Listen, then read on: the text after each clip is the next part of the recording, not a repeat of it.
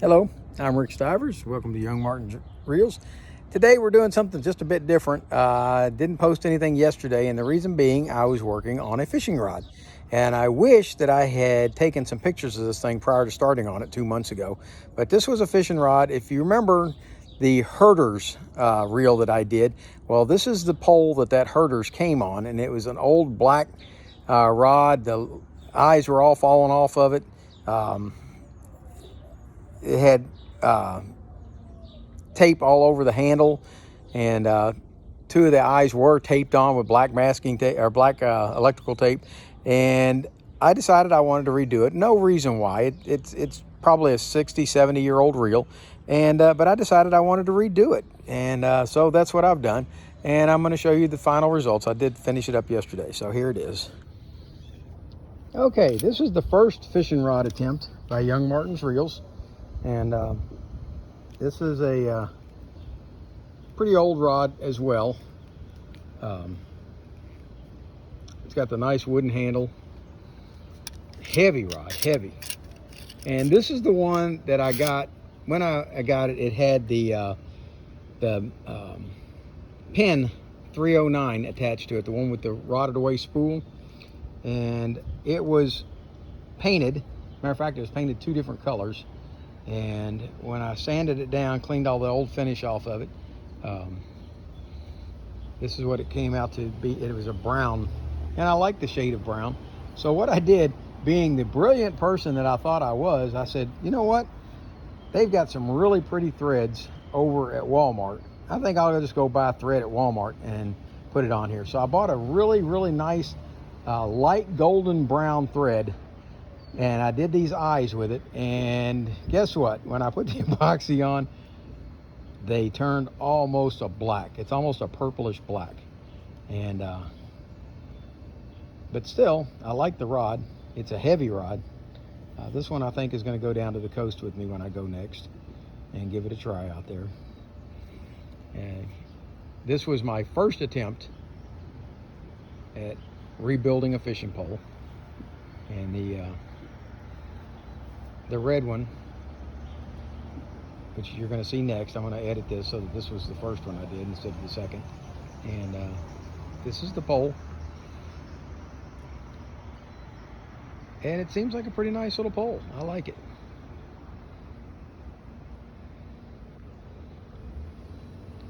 So there you have the first Young Martin reel fishing pole rebuild that I did. And I think it's a halfway decent pole. So that's what I've been doing when I'm not doing these other videos. I've been doing these.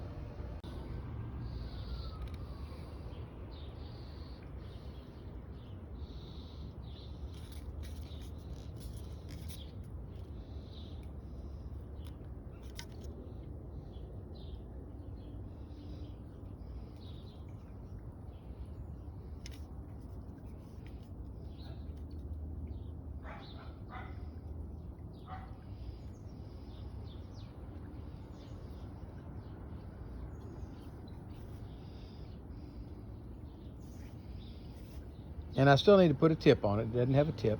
And I believe at one time or another, somebody broke the rod right here, and they mended it with a ferrule. I left that in place.